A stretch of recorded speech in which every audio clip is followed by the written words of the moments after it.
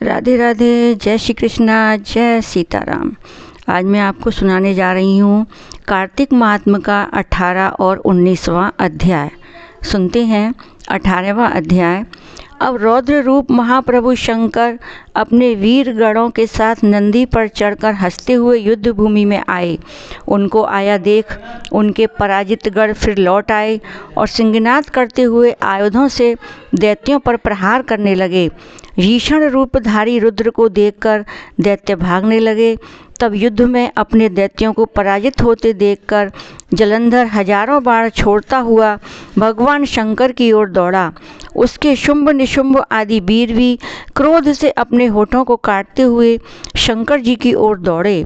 इतने में शंकर जी ने जलंधर के सब बाण जालों को काट अपने गणों को निर्भय कर अपने अन्य बाणों की आंधी से दैत्यों को पीड़ित कर दिया। खड़गोरमा नामक दैत्य को अपने फरसे से मार डाला और बलाहक का भी सिर काट दिया। दसमरई भी मारा गया और शिवगढ़ चिशी ने प्रचंड नामक दैत्य का सिर काट डाला। किसी को शिवजी के बैल ने मारा, कई उनके बाणों द्वारा मारे गए। यह देखकर जलंधर अपने शुंभ निशुंभ आदि दैत्यों को भी धिक्कारने लगा और भयभीतों को धैर्य देने वाला लगा, पर किसी प्रकार भी वह मस्त दैत्य दोबारा युद्ध भूमि में जाने को तैयार ना हुए। दैत्य सेना ने पलायन शुरू कर दिया। तब महाक्रुद्ध जलंधर शिवजी को अपनी ओर ललकारने लगा।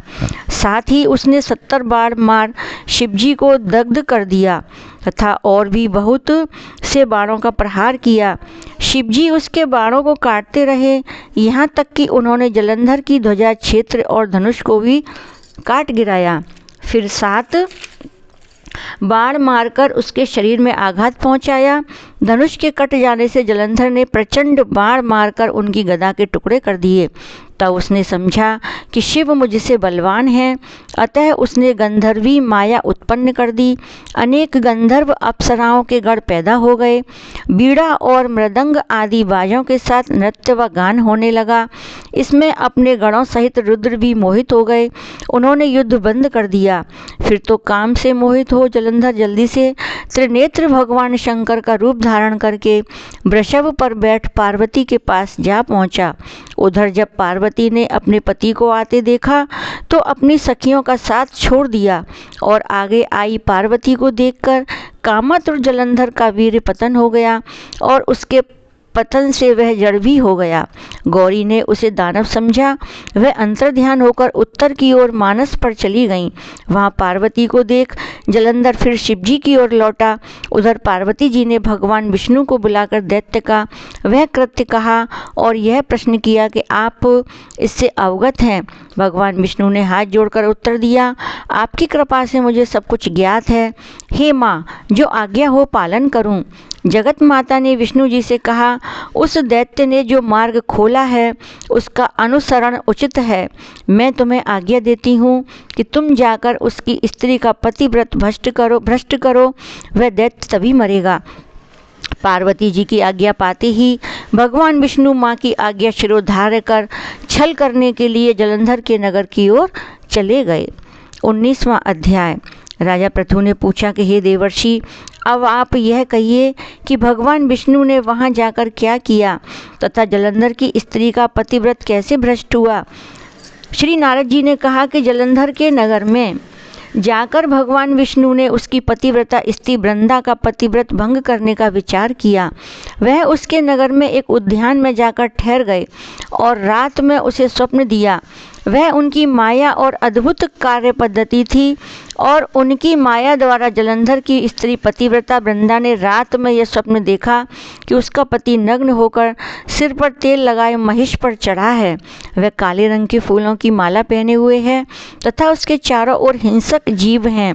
फिर वह सिर मुड़ाए हुए अंधकार में दक्षिण दिशा की ओर जा रहा है। उसने अपने नगर को समुद्र में डूबा हुआ देखा और इस प्रकार के बहुत से भयानक स्वप्न देखे। फिर तुरंत ही वह जाग पड़ी और स्वप्न स्वप्न के संबंध में विचार करने लगी। इतने में उसने सूर्य को उदय होते हुए देखा तो सूर्य में उसे एक छिद्र दिखाई दिया तथा वह कांतिहीन था। उसने अनिष्ट जाना और भयभीत होकर रोने लगी। वह छज्जे पर गई, अटारी पर चढ़ी, भूमि पर उतरी, मगर उसे कहीं पर भी शांति प्राप्त नहीं हुई। फिर वह अपनी 2 सखियों को साथ लेकर उपवन में गई, परंतु वहाँ भी उसे शांति नहीं हुई। फिर वह जंगल में निकल गई, पर वहाँ भी उसे चैन न आया। वन में उसने सिंह के समान 2 भयंकर राक्षसों को देखा, जिससे वह अत्यंत भयभीत होकर वहाँ से भागने लगी। उसी समय वहाँ अपने शिष्यों सहित एक तपस्वी आ गया, तो वृंदा उसके पैरों में हाथ डालकर उससे अपनी रक्षा के लिए याचना करने लगी। मुनि ने अपनी एक ही हुंकार से उन दोनों राक्षसों को वहाँ से भगा दिया। वृंदा को आश्चर्य हुआ। वह भय से मुक्त हो मुनि को हाथ जोड़कर प्रणाम करने लगी और कृतज्ञता का ज्ञापन किया। फिर उसने मुनि से अपने युद्धरत पति के संबंध में उसकी कुशल क्षेम का प्रश्न किया। मुनि ने मौन हो आगे पीछे देखकर कहना चाहा कि उसी समय 2 बानर के उनके पास हाथ जोड़कर खड़े हो गए। ज्यों ही मुनि ने भ्रकुटी का संकेत किया तो वह उड़कर आकाश में चले गए। फिर जलंधर का सिर वह धड़ लेकर मुनि के पास आ गए। तब वृंदा अपने पति को मरा जान मूर्छित होकर धरती पर गिर पड़ी और अनेक प्रकार के वचन कहकर दारुण विलाप करने लगी। इसके पश्चात उसने मुनि जी से कहा कि हे कृपानिधे, आप मेरे पति को जीवित कर दीजिए। पतिव्रता परायण दैत्य पत्नी ऐसा कहकर दुखी श्वासों को छोड़ती हुई मुनि के चरणों में गिर पड़ी। तब मुनीश्वर ने कहा, वह शिवजी द्वारा युद्ध में मारा गया है, अतः वह जीवित नहीं हो सकता, क्योंकि जिसे भगवान शंकर मार देते हैं वह कभी जीवित नहीं हो सकता, परंतु शरणागत की रक्षा सनातन धर्म है, अतः कृपा करके मैं इसे जलाए देता हूँ। श्री नारद जी कहते हैं कि वह मुनि साक्षात विष्णु थे, जिन्होंने की यह सब माया फैलाई थी। वह वृंदा के पति को जीवित करके अंतर्ध्यान हो गए। जलंधर ने उठकर वृंदा का आलिंगन किया और उसका मुँह चूमा। वृंदा भी पति को जीवित देखकर बहुत खुश हुई। अब तक हुई सब बातों को स्वप्न में समझा। इसके पश्चात वृंदा सकाम को बहुत दिन तक अपने पति के साथ विहार करती रही। एक दिन उसने संभोग काल के अंत में भगवान विष्णु को पहचान लिया। तब वह उन्हें ताड़ित करती हुई बोली कि हे पर स्त्री से गमन करने वाले विष्णु, तुम्हारे शील को धिक्कार है। मैंने जान लिया है कि वह मायावती तपस्वी तुम ही थे। हे राजन, ऐसा कह परम क्रुद्ध को पतिव्रता ने अपने तेज को प्रकट करते हुए शाप दिया। जो तूने अपनी माया से 2 राक्षस मुझको दिखाए थे, वही दोनों राक्षस किसी समय तुम्हारी भी स्त्री का हरण करेंगे और उसके विरह में दुखी होकर तुम वानरों की सहायता से वन में भ्रमण करोगे और वह सर्वेश्वर जो इस समय तुम्हारा शिष्य बना हुआ है वह वहाँ पर तुम्हारा साथी रहेगा।